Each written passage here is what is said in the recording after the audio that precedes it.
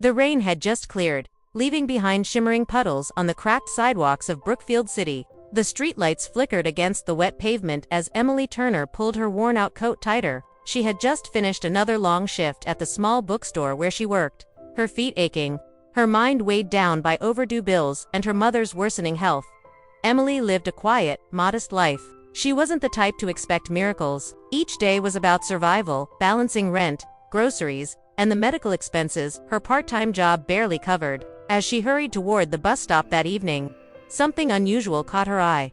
Half hidden near a bench was a black leather wallet, soaked on one side but still intact. She froze, glancing around the empty street. No one seemed to be looking for it. Slowly, she picked it up and checked inside. The wallet was thick with cash, at least $500. Emily's breath caught in her throat. That money alone could cover groceries and medicine for her mother for weeks. Her hands trembled as she flipped further through the wallet. There were multiple credit cards, business cards, and then a driver's license. Daniel Whitford. Her eyes widened. She knew that name. Everybody in the city did. Daniel Whitford wasn't just anyone. He was a billionaire real estate mogul, the kind of man whose face appeared in newspapers, TV interviews, and corporate magazines. His empire stretched across hotels, skyscrapers, and shopping complexes. He was the kind of person Emily never thought she'd cross paths with. But now, here she was, holding his wallet in her hands. Her heart pounded. Should she return it? Or should she quietly take the cash and leave the rest? Nobody had seen her. No one would know. She thought of her sick mother lying at home, the landlord who had already given her a warning about overdue rent, the empty refrigerator. For a moment, temptation almost won, but something deep inside her refused. "It's not mine," she whispered to herself, closing the wallet firmly. That night, she barely slept. By morning, her decision was clear. She ironed her best blouse, though it was slightly faded, and headed downtown to the gleaming skyscraper that bore the name Whitford Enterprises in giant golden letters. At the entrance, the security guards looked at her suspiciously. "Miss, do you have an appointment?" one asked.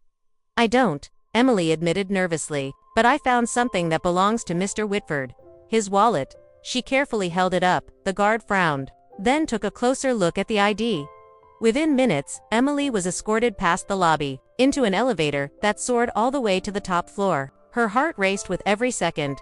When the doors opened, she stepped into a grand office lined with glass walls and shelves of awards. Behind the massive oak desk sat Daniel Whitford himself.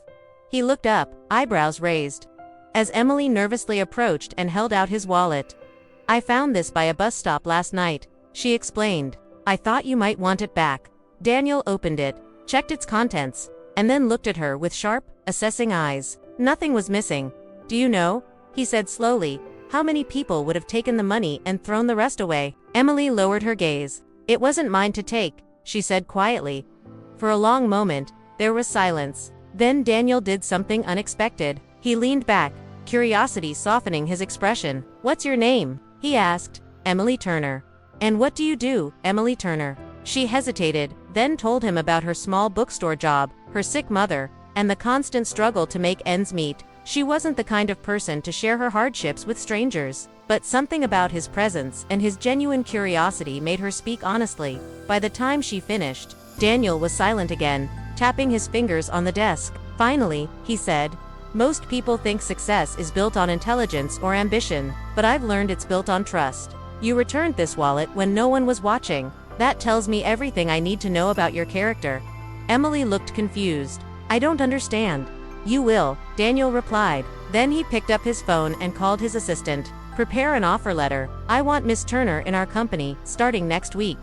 Emily's jaw nearly dropped. "Sir, I don't know anything about real estate or business." "You'll learn," he said firmly. "Skills can be taught. Integrity cannot. And integrity is priceless."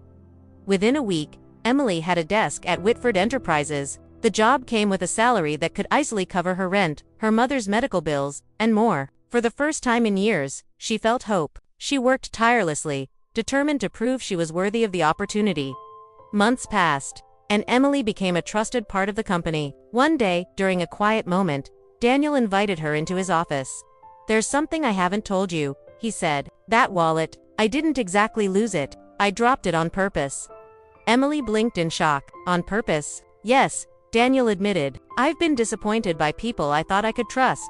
I wanted to see if there was still honesty left in this city. You proved there is." Emily couldn't believe what she was hearing. What she thought was an accident had actually been a test she had passed.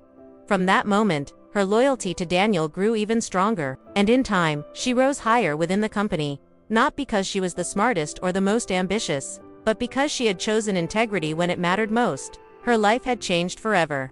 All because she found a wallet on the street and made the simple decision to do the right thing. And so, Emily carried a lesson with her always. Sometimes life's biggest opportunities hide behind the smallest choices.